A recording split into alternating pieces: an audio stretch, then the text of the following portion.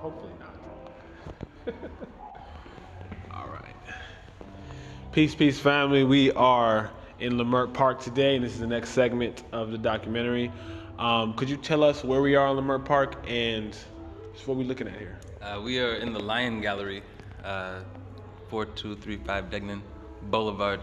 Um, Storied building anyway. A lot of things have come through this place. A lot of like different kinds of endeavors. Almost all of them though have been like artistic involved kind of stuff. You know, dance studios and other things like that. But yeah, now it's a gallery. It's been a gallery for about 7 years now, and I got here a little over a year ago, and have been showing here ever since.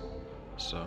What made you move here, and like what's your place here? Because I mean, as far as like what brought me here, I was looking for a way to give back to the community, and I joined a group called Black Men Build. And in that group, there was a guy who said, "Hey, I know a place." So when did you come here, and what was your like place here in leimert Park? I came. The first time I came was through a group called Black Men Build. One of the guys in the group, we were looking for places to volunteer our time to give back to the community in a physical way. So one of the first things we did was come to leimert Park to do a cleanup on a Sunday morning, and that was the January of 2022. It was my first time being here, and I fell in love with the place. I was like, yo, this is incredible. And like we were there and we just like cleaned up things and like picked up this and picked up that, and but the energy of the people, the creativity in the air, it was, you know, it's just like a unique place. And I've been trying to build a place like this here in Los Angeles for a while, trying to like build community, to like get people to come together, and like this is the first time I've actually seen what I've been trying to build in an actual spot. So I don't actually have to build the foundation, it's already here. So I'm just happy to come and be a part of something that's like so beautiful and just continue to build. That's beautiful. Okay. Could you tell the people a little bit about yourself and just like give them a perspective for like the people who have never seen this place and have never known you, like give them a little bit about yourself and just this art as well, because this is amazing, brother. Like I remember the first time I walked into the store, I'm like, I have never seen anything like this. So could you tell them Well, I your mean, journey and your art? yeah. Well, I mean, with my art, my name is Onions, Unyenz, and it kind of follows along the lines of the concept of the onion. When I was in high school, I was really thinking a lot about what would represent me best, and I thought about a lot of things, but like I kept coming back to the idea of onion. I like the way it rolled out of the mouth. Oh yeah, onion. Yeah, I like the way it rolled out of the mouth. But I also like the way the O-N-I-O-N was like structured. I also had like kind of a short on the sides, longer on the top hairstyle, which kind of, I guess, at one point looked onion-ish. But either way, the idea of it just like stuck with me, and I like really just pondered it. It's one of those things that like affects you, like a food that physically affects you, like emotionally, like, you know, it gets you crying, you know, and it feels good to cry. Sometimes you need to cry. Like onions are good to have around if you're with like emotional problems, you know, to help you break through that. So that's the name. Okay. So as far as the art though, have you always been drawing your whole life, or just what got you into this and this type of art? Because this is like abstract, but at the same time, it's not. It's like it's a Yeah, message. conceptual. That's Like for me, I consider it religious iconography, and in religious iconography throughout history, you know, it's always something that each aspect of it means something. It's all symbolic, and like you don't put random stuff in a religious piece. You know, everything is gonna have some significance, and so like I always try to keep that in mind. where were we at? When you Oh, the religious iconography is basically how I see the work that I do. It's just a way of kind of explaining my position in the universe and how it relates to the Most High. You know. So if I would ask you about like a piece like this, what would you say to explain something like your art? This right here, this piece. Well, these are like compositional as well. So there's all these things hidden in the composition. So like, there's all these like religious symbols that I kind of like mash up into this thing, and then out of that mashup, I create like the idea of like Selassie, the power of the Trinity. You know, all these ideas that are kind of like hard to put your brain around, and you can't really look at them. If you focus on one, you lose the other. So that's kind of how I see uh, like these compositional pieces anyway. So do they have names to them, or they just abstract parts of your mind, or what you've learned over the years? Do you see them as individual or all as one? I see them as a continuation. Like each one's like a sequel. Like there's like a line of them. I did a really big piece, and someone bought it almost immediately, and I was like, wow, I really like that. So I did it again, and then someone bought that one, and I was like, well, I really like having that piece, so I did two of them, and then someone bought that one, and then like I had that piece. I think I might still have one of them anyway, but like I made a bunch of smaller pieces, and people just kept buying them. I like having them, so I keep making them. They like the composition is what I enjoy, and like the actual process of making things. It's like when you have a process in your like as an artist, what you're looking for is your process. What does your process look like? And if you don't know what your process is, then you're still a growing artist. You know, if you don't understand that, and you don't have something that you can have faith and trust that, all right, all I got to do is move my hand across this thing and it's going to come out all right. You know, like that's what you're looking for. And when you have that process set up, then you're good. And you just kind of like work out ideas and you work out like intricate parts of that thing. And so people will do the same painting like 1,000 times. And there's an aspect of that that's like a meditation after a while, and you get really understanding of why each line goes where, and like the movement of the line, like little wobbles in it even can make a big difference in the composition. So like all those things, you just kind of like experience. It's like watching a sunset. So Mm. And so with all the experience I see you could be had, this looks like 10,000 hours easy overtime. And it's like, what's your process? Let's say when it comes to when you just have the pen to the canvas to create what you create. well, I mean, I have a few different ways of approaching canvases. Some is really cerebral. Some is very like just like empathic, like intuitive. Um, and some is like a combination of the two. So like with my oil paintings, those I take a lot of time to think about. Like I think and think and think and think, and then I do a bunch of drawings about them, and I do a bunch of drawings about them until I understand like what I really want to say. And then once I know what I want to say, I'll do like a acrylic piece about it. And then once I do that acrylic piece, I'll be like, yeah, I kind of like that, but I'm gonna do it this way, and then I'll change it, and I'll do another acrylic piece, and then once I have that down, then I'll approach my oil painting. So they take a lot to like get to, but once I get to them, then it's like you can put all your emotion in it. Gotcha. Oh yeah, we're all good. Okay. I want to talk about your personality a little bit because, like, I remember when I first came here a few months ago, after a long time coming here. Like, I used to come here as a kid, but I didn't never really was embracing the culture. I would just like pop in and out with my mom. But then years later, now as I'm 23, I'm coming here and I'm seeing what this place actually is. And right when I met you, I just got this whole Zen vibe, like 100% Zened out all the way. You're always peaceful. You're always, I don't know, just like you have a strong foundation in your just persona. And I just want to ask you just certain questions about that and how you deal with things on a day-to-day life, because I see you're very philosophical even in your art and in real life. So how do you keep your composure, and how do you like just not, I don't know, just stress over things? Because I've been around you, and the more I interact with you, it's like nothing phases you. Could you talk about that? I mean, like everything phases everybody. Everyone feels things unless you're dead. But like the idea is that what you allow to affect your mission, and when you're on a mission to be a servant to the community, like what am I going to complain about? Like what's going to stress me out? I'm here to serve. So like, what are we talking about right now? Like, are you trying to help the community, or are you trying to like work against the community? Everyone knows what my intention is. Like, I don't hide it. Like, I'm wide open. Like, I have no ability to keep anything secret. So like, I'm not worried about. Oh, a moment. Yeah, I mean, as far as like the stress of things goes, um, when you know where you're going, when you have a destination in mind, like the journey is not such a big deal. Like it's ups and downs and things like that, but you got to get to where you're going, so it's whatever, you just keep walking. Like things get hard sometimes. Like you can't really see the path ahead of you sometimes. But if you know where you're going, it doesn't matter. You know, like I still just because it's a dark path doesn't mean that like I can't see the end of that path. You know, so I just keep my eye on the goal and keep walking.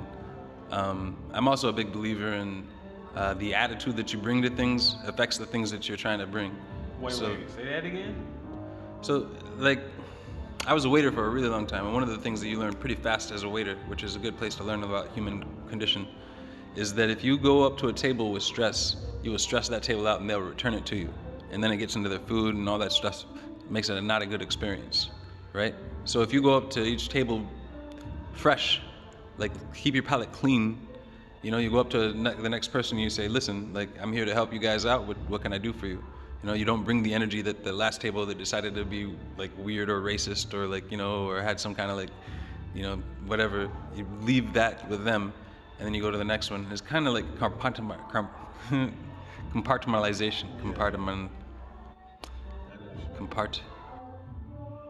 Compartmentalize it. Man, that's a tough word. Anyway, that word, compartmentalizing your life. Anyway, isn't it's just so much like I guess like a healthy thing, but it's a good way to like get things done.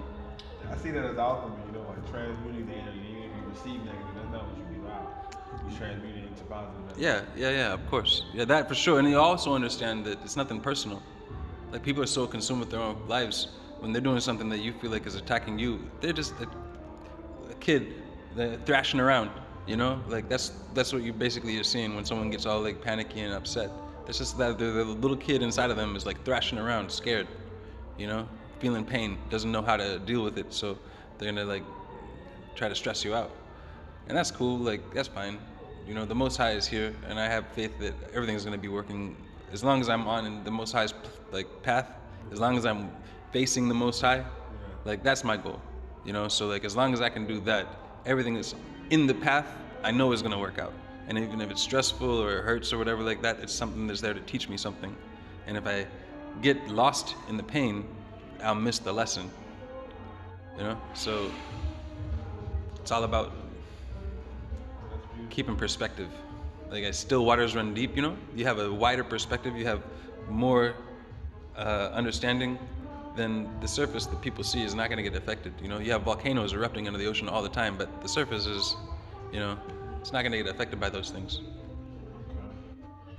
That's beautiful. Okay, so now I want to ask you your thoughts and perspectives on the actual culture in Leimert Park. Like, how do you see things since you've been here, the people here? What is your perspective on them, positive or negative? Like, what could you say about the community since you've been here? You're a part of the community. I see you all the time. You are here. They know you. So, what are some of the? Well, I mean, I'm new to the community still. Like, I feel like I'm pretty new, and everyone is getting to know me. Like I would say, like there's definitely a lot of history here, and people have a lot of history with each other. And so, like, the longer I'm here, the more I'm like, yo, I don't even know anything yet. Like, wow, really, that's what's going on? But you know, at the same time, there's a lot of things that because I have a fresh perspective, I'm like, wow, that seems pretty obvious. You guys see that? And the stuff that they maybe took for granted or like, you know, we're just so used to that they didn't question. Like, okay, it's not necessarily the best way to do things. Like, there's such a weird thing going on in the community right now that I guess it's like the most complicated thing that I see that's like in the future as far as like the issues that are gonna have to be dealt with. There's like the bourgeois class of black people who are all about like the luxury and like the money and making things like to a certain extent so fancy that rich people want to come and hang out here. And then there's like there's like the people, I guess, class of black people who want to have like the rhythm of life here, you know? They want to have the drums, they want to have like the vendors, they want to have like people alive and living and thriving, you know? And I feel like in a city like Los Angeles, both of them have to live together. Like we can't have one or the other. If you have one, then the other, like the absence of the other will ruin the culture, you know? You can't have people here like selling in a community like Los Angeles because like it's so expensive here. We need people who have money to be able to pay for some of this shit. You know, it's like, unfortunately, we're in a capitalist society, so like there's aspects of capitalism that we still have to deal with because of where we live, because we're in Babylon. You know, and unless we could all unite under the idea of like, you know, an independent, like autonomous community, that's Africa Town's, like that's the dream of Africa Town, right? That would be independent from like the city's like oppressive police force and like its like way of dealing with black people that have been so egregious for so long and like documented in such. Like Nuri Martinez last year was caught on the phone. She's like the city council president, talking about how they actually planning to work against the black community, working against indigenous communities, making fun of them, you know, and like not seeing them as like human beings in the same way as she sees herself.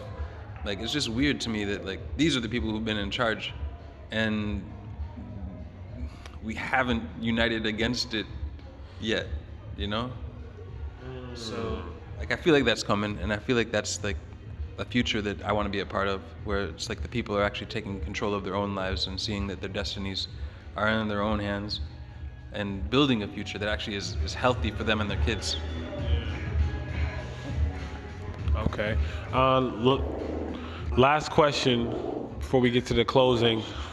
That's what I was gonna ask you. Like, what do you want to see? Let's say you were in control of things and you in the community could actually choose what you wanted to see in the future. What do you want to see happen in Leimert Park in the next 5 years? You know. I would like to see all of the people in this community realize their artistic ambitions. I want to see like Leimertians going around the world, spreading the energy that's here and celebrating the idea of like black community. You know, the idea that when black people get together, it's not something that has to generate fear from anyone. It's something that should be looked forward to and celebrated. Like the idea of like when black people have joy, when black people feel fulfilled and enlivened, it's a thing where, you know, everyone wants that. The whole world wants that. Hip hop is around the world because of that. Like the blues is around the world because of that, you know? Like there's a thing about black Americans who survived so many things and come through so much and still have so little, that the little that we have physically, like financially and like in the powers of like politics, you know, all that jazz, like we have so much soul, you know? So much to offer, but not that much control. Yeah, well, I mean, not yet. And I think we do have control, and I think it's just a matter of who we give our control to. Like, that's the thing. If we unite together, we have control together. But if we start, like, taking our money outside of the community and, like, buying things from people who aren't supportive of our ideas, like, eating at places that, like, are actively against black people, like, you know, I see it constantly, you know? And I'm just like, yo, who are you guys, like, who do you love, you know? So I don't know, there's a lot to learn, and there's a lot of change that's coming. But. Okay. My last question would be to anybody watching. Let's say it's people around the world, all the way across the world. They see this documentary, and they want to kind of get some insight into Leimert Park. What's one message you would tell them? Someone who's never been here and they might plan to go. What's something you could tell somebody about Leimert Park and about why you should come and check it out? Yeah. Well, you maybe shouldn't come and check it out. If you really enjoy life and you want to experience like reality, you can come and check it out. Like there's really true things that happen here, and on a level where it's like, you know, people will say hi to you with a sincere like desire to wish you a good day. You know, like there's not a lot of that in Los Angeles. Some places in the country I've seen that, but it's always, you know, it's expected in most places like that. Here it's not expected so much as it's just given. You know, people are happy to say it. People are happy to see you. And people are happy to be here, yeah, I don't necessarily want everyone to come, because some people are pretty crappy people, you know, and like they haven't figured things out, and I don't want that energy necessarily here. That's real. That's 100% real, yeah. Well, I appreciate your time. Bonus question just for myself. What was your perspective of me when I first came in Leimert Park? Because I never want to feel like I'm foreign to places like when I don't respect the culture. So I do my best to respect everybody here, because I wasn't, you know what I'm saying, a part of this culture my whole life. I just recently came here a few months ago. So what was your perspective of me when you saw me coming around, walking in the community? Like, what was your thoughts? I mean, This new kid. everyone who comes here for the first time has like the same look in their face, you know? It's that look of like, oh my God, this exists. You know, like it's just something where it's like, you can feel free to be who you are, and like without having to apologize for being black. Like, I didn't even know for a good portion of my life that I'd been like feeling that apology for being black thing until I came here and I was like, yo, wait a second. Like, you guys, everyone understands me here just without me having to explain it. Like, Yeah. like, you know, like that was what I see in a lot of the people who, when they first come here, like especially the black people. If you're a black person, come to leimert Park. There we go. There we go. Yeah, well, I appreciate your time, brother. We here. It's leimert Park documentary. Peace.